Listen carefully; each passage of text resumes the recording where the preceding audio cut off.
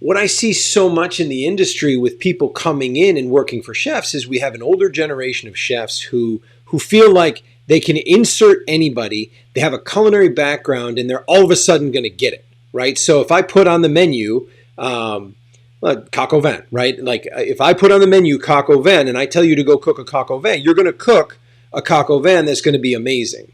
Well, we're not in that world anymore. Right? That may be too complicated. That may be too much for newer cooks to understand.